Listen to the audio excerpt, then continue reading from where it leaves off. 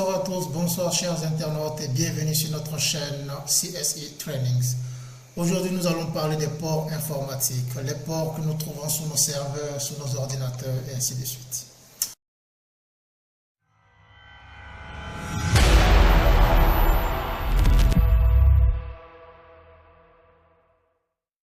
Voilà, comme je disais tout à l'heure, nous allons parler des ports aujourd'hui. Je vais essayer de faire une comparaison de nos ports, de nos appareils dans les réseaux et les portes dans nos maisons. Comme vous le savez, dans nos maisons, nous avons les portes d'entrée et de sortie, nous avons les fenêtres qui sont des moyens d'entrée et de sortie. Les portes évidemment, les fenêtres, je dirais non, mais bon, malheureusement quelqu'un les utilise pour pouvoir accéder à nos maisons. Si nos portes aussi ne sont pas bien fermées, ainsi de suite aussi, malheureusement, certaines personnes mal intentionnées passent par ces portes pour entrer dans nos maisons. Le même concept s'applique aussi dans nos réseaux informatiques. Donc, les ports de nos ordinateurs, de nos serveurs, de nos téléphones servent aussi pratiquement d'entrée et de sortie. La différence est que ces ports sont spécifiques à des applications que nous avons sur nos ordinateurs, sur nos serveurs et sur nos téléphones aussi. Donc, une application pour pouvoir communiquer avec une autre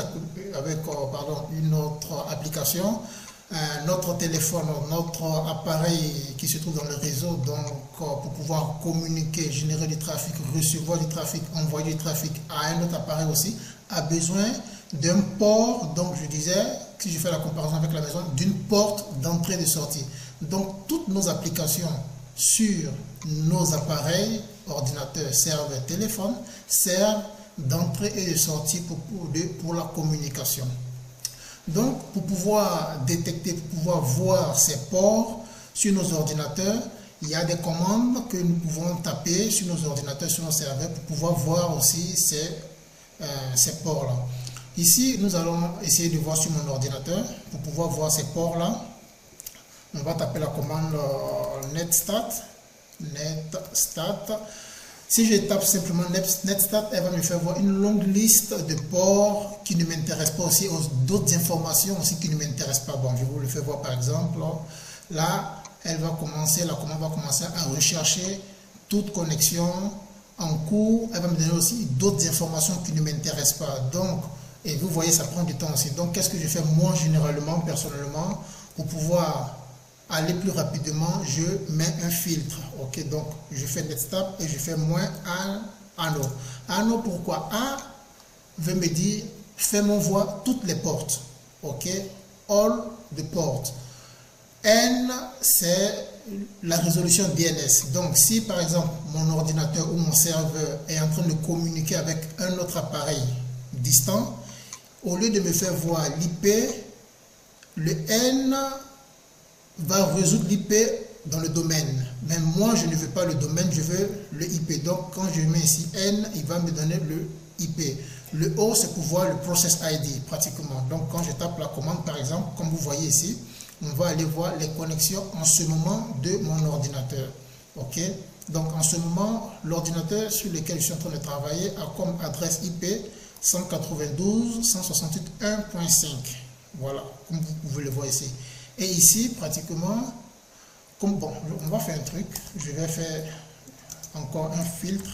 Si je fais find, si je ne me trompe pas, si je me rappelle bien, find / i, je mets guillemets 192.168.1.5 qui est mon adresse de l'ordinateur. Voilà.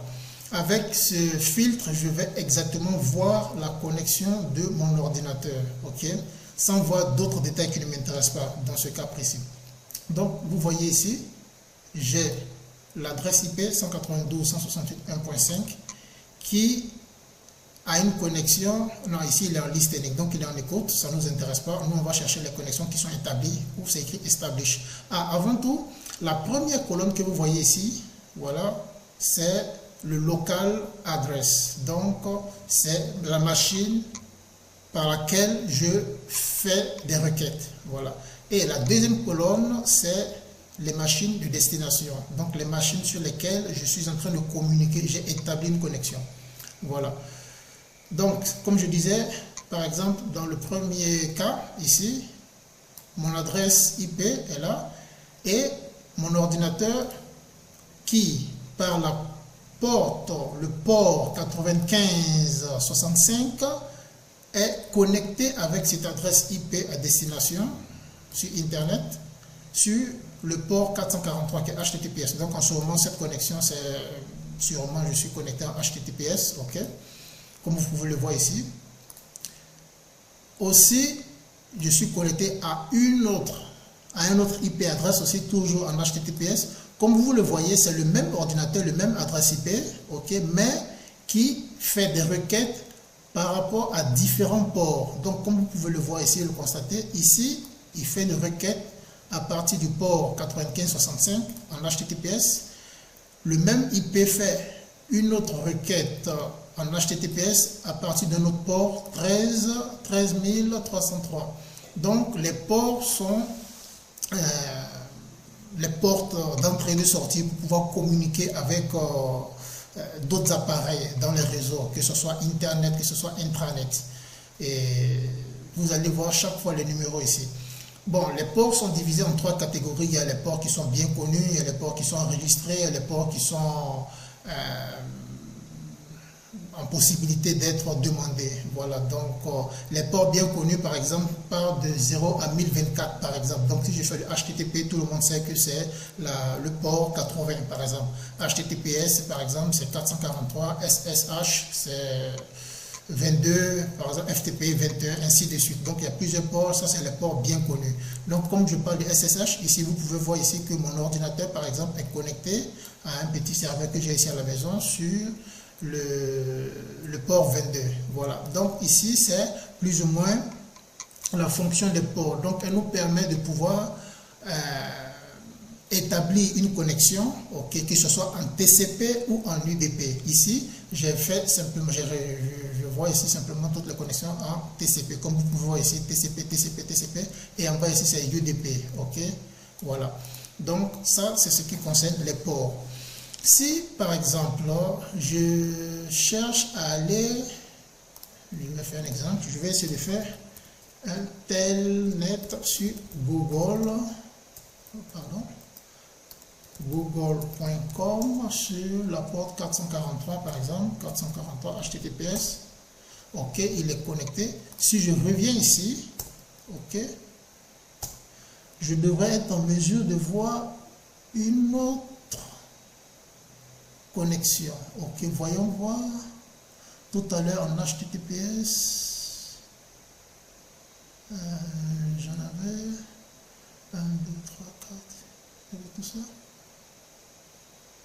40, 99, il était déjà là. 20, 34, 34, 11, 84, 52, 192.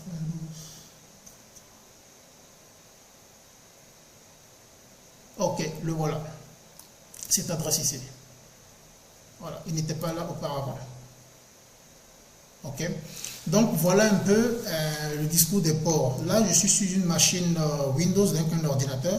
Par contre, si je vais sur un serveur, par exemple, on va essayer d'aller sur le serveur, par lequel je suis déjà connecté. Voyons voir, oui, je suis connecté. Ça, c'est mon adresse IP que vous voyez tout à l'heure, ici, le 192.168.1 qui était là, 192.168.1.5, voilà.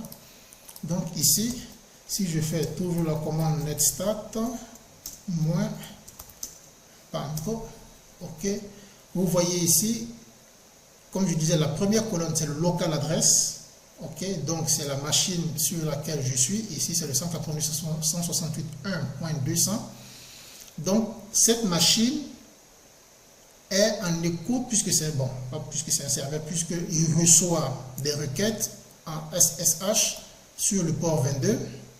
Il me dit ici qu'il y a une machine qui est connectée à lui, le 192.168.1.5, à partir de la porte 13330. Donc, comme vous pouvez le constater ici, sur ce serveur en ce moment, j'ai 2 connexions.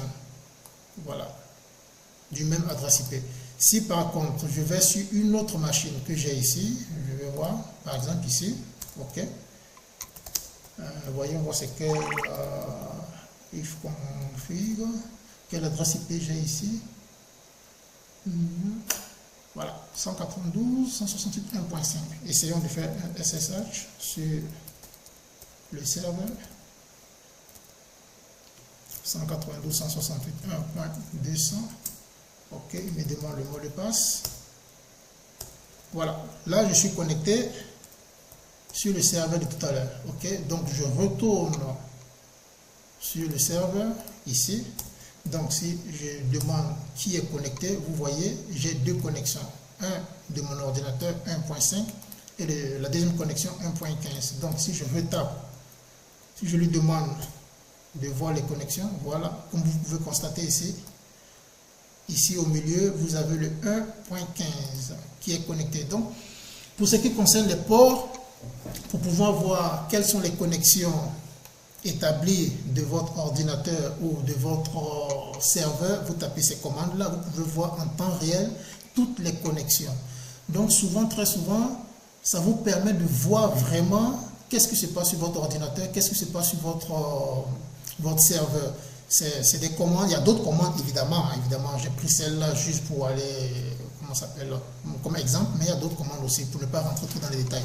Donc ça vous permet, le concept ici c'est de chercher à comprendre quelles sont les connexions en ce moment, en écoute, listening, establish ou en attente time wait, qui sont sur votre machine. Okay? Et le même concept aussi s'applique sur les téléphones, sur les IoT, Internet of Things, donc les télévisions, les frigidaires même, d'autres appareils, voilà.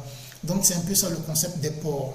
Et dans une autre vidéo, je vais essayer de vous démontrer comment on peut voir les ports qui sont en écoute, qui sont ouverts sur un serveur, sur un ordinateur à distance. Donc par rapport par exemple à ma machine, à mon ordinateur qui est ici, je peux aller faire un scanner sur une autre machine pour voir par exemple quels sont les ports qui sont ouverts. Bon, ça rentre maintenant un peu plus dans un autre domaine de l'offensive security.